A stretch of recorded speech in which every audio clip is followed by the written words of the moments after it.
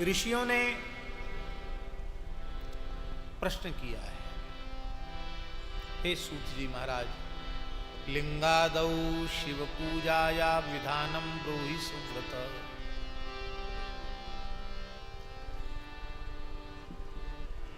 शिवलिंग में भगवान शिव की पूजा का विधान क्या है, आप कृपा करके बताएं। सूत जी वर्णन करते हैं कि पहले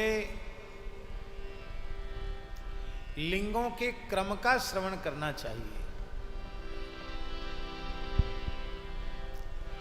प्रथम लिंग क्या है? सूक्ष्म प्रणव रूपम ही सूक्ष्म रूपम तु निष्कलम स्थूल लिंगम ही सकलम तत्पंचाक्षर मुच्यते। सूत जी कह रहे हैं प्रणव अर्थात ओंकार, जिसको कहा एक ओंकार, वह एक ओंकार प्रणव, वह प्रथम सूक्ष्म लिंग है। वो ओंकार भी शिवलिंग ही है।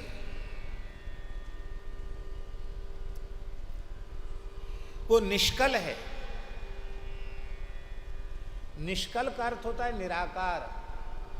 यह प्रणव ओंकार, एक ओंकार प्रणव निष्कल अर्थात निराकार लिंग है।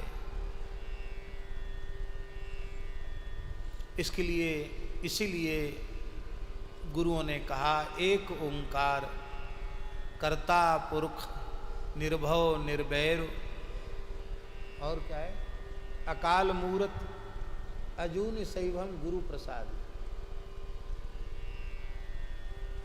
एक ओंकार यह भी शिवलिंग ही है। और दूसरा शिवलिंग है पंचाक्षर। इन दोनों लिंगों की प्रतिष्ठा अंतःकरण में होती है। प्रणव लिंग की प्रतिष्ठा भी भीतर है, और पंचाक्षर जिसमें नमः पद आरंभ में है और शिव शब्द से चतुर्थी का एक वचन है, वह पंचाक्षर महामंत्र, वह भी हृदय में प्रतिष्ठित शिवलिंग ही है। प्रणव लिंग, पंचाक्षर लिंग, ये दो लिंग हैं। स्थूल लिंग है पंचाक्षर, और इन दोनों लिंगों का पूजन, ओंकार और प्रणव पंचाक्षर, इनका पूजन ही तप है। और ये दोनों लिंग स्वयं प्रकट रूप में विराजते हैं, उन्हें स्वयंभू लिंग कहते हैं। दूसरा विंदु लिंग है, तीसरा प्रतिष्ठित लिंग है, चौथा चरलिंग है, और पांचवा गुरुलिंग है। पांचवा गुरुलिंग है। गुरुलिंग का अर्थ होता है कि गुरुदेव भी साक्षात महादेव का स्वरूप ही हैं।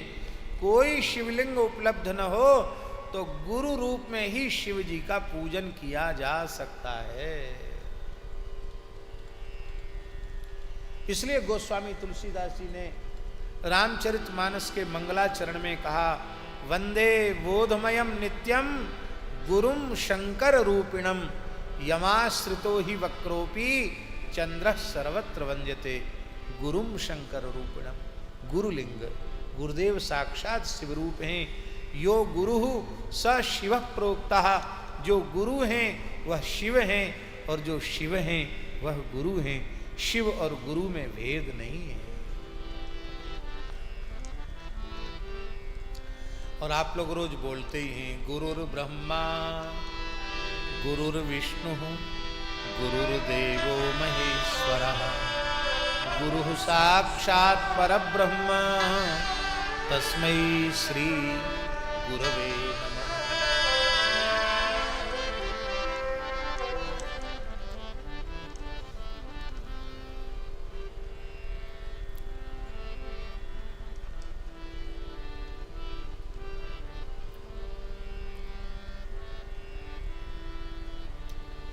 भूमि को भेद करके भगवान शिव प्रकट होते हैं, वो नादलिंग है। और ये नादलिंग ही स्वयंभू शिव के रूप में जाने जाते हैं। बोलो भक्त वत्सल भगवान की जय।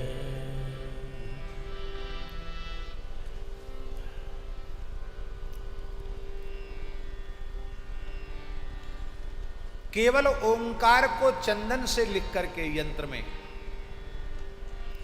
और शिवजी का पूजन किया जा सकता है। बहुत ध्यान से सुने, बड़ी महत्वपूर्ण बातें।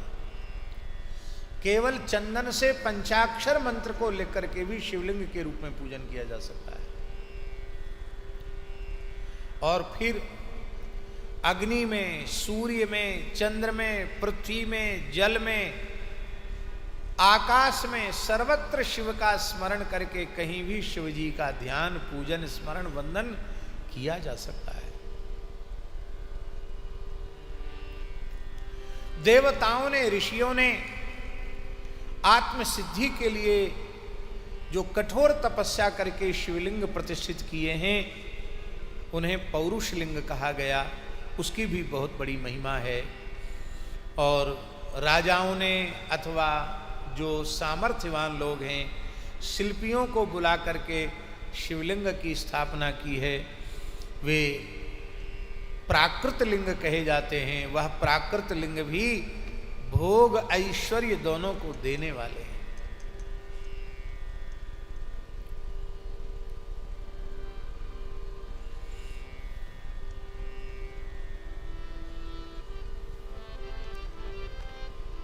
इस देह को भी, देह में भी शिवजी का अनुसंधान करते हुए लिंग, नाभि, जिह्वा, नासिकाग्र भाग और शिखा के क्रम से कटी, हृदय, मस्तक और तीनों स्थानों में शिवलिंग की भावना के करके पूजन किया जाता है। उसको भी ये कहते हैं, उसे आध्यात्मिक लिंग कहा जाता है। चरलिंग जो हैं, उनमें सबसे प्रथम है रसलिंग। रसलिंग का अर्थ होता है पारे के बनाए हुए शिवलिंग। पारद लिंग, पारद लिंग को ही रसलिंग कहा गया। पारा भगवान शंकर का शुक्र है, तेज है। उसको एक पद्धति से बांधा जाता है, फिर उससे शिवलिंग का निर्माण किया जाता है। पर वर्तमान समय में जो रसलिंग, पारद लिंगों का निर्माण हो रहा है और बाजार में, दुकानों पर बिक रहे हैं, ये शास्त्रीय मर्यादा नहीं है। शास्त्रीय मर्यादा है कि त्रिकाल संध्योपासन संपन्न गायत्री के परमोपासक किसी नैष्ठिक ब्रह्मचारी के द्वारा अनुष्ठान पूर्वक रसलिंग का निर्माण होना चाहिए। उसमें इतर किसी का स्पर्श नहीं होना चाहिए। फिर उसकी प्रतिष्ठा होकर के पूजन किया जाना चाहिए।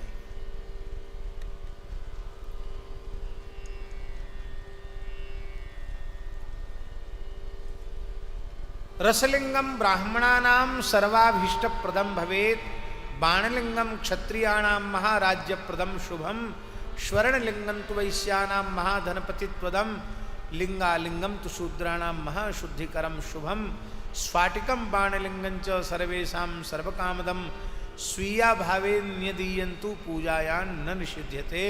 इस प्रकार से अलग अलग लोगों की पात्रता के अनुसार अलग अलग शिवलिंगों के पूजन का विधान। श्री सीताराम प्रतिदिन सत्संग एवं दर्शन के लिए श्री महाराज जी के ऑफिशियल चैनल को जरूर सब्सक्राइब करें